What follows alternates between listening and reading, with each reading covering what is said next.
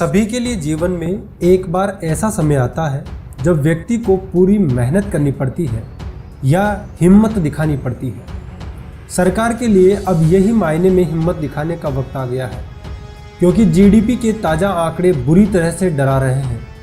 कहा जाता है कि डर के आगे जीत होती है, लेकिन उस जीत तक पहुंचने के लिए ही हिम्मत की ज़रूरत होती है।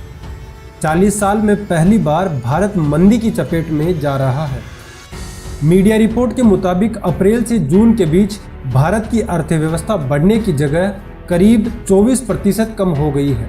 यानी 40 साल में पहली बार भारत आर्थिक मंदी की चपेट में जा रहा है। यही नहीं, आजकल राहुल गांधी अर्थव्यवस्था को लेकर मोदी सरकार को घेर रहे हैं।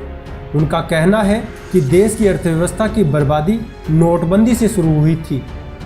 तब से सरकार ने एक के बाद एक गलत नीतियों की लाइन लगा दी। कुछ अर्थशास्त्रियों का तो यह मानना है कि आज़ाद भारत के इतिहास में अर्थव्यवस्था इतने खराब हाल में कभी नहीं आई। हालांकि इससे पहले भी सुस्ती या स्लो डाउन के झटके आए हैं, लेकिन इस बार की बात एकदम अलग है।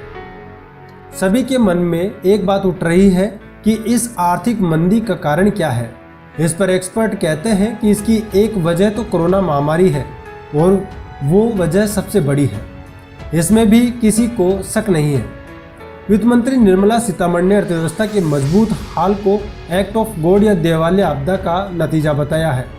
मगर कोरोना को तब जरूर एक्ट ऑफ गॉड माना जा सकता है जब आप कतई तर्क के मूड में न हो, वरना यह सवाल तो बनता ही है कि कोरोना फैलने की खबर आने के बाद भी उसकी गंभीरता समझने और उससे मुकाबले के तरीके तराशने में जो वक्त लगा, उसके लिए कौन सा गॉड जिम्मेदार है। अब एक और सवाल मन में यह है कि इससे निजात कैसे पाया जाए।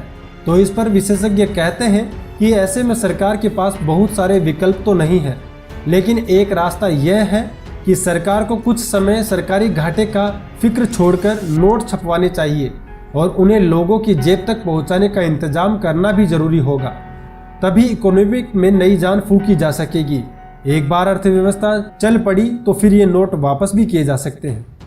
खैर, जो भी हो, इस खबर पर आपके क्या विचार हैं, आप हमें कमेंट करना न भूलें। और ऐसी ही खबरें पाने के लिए आप हमारे चैनल को सब्सक्राइब करें और बेल आइकन को जरूर दबाएं।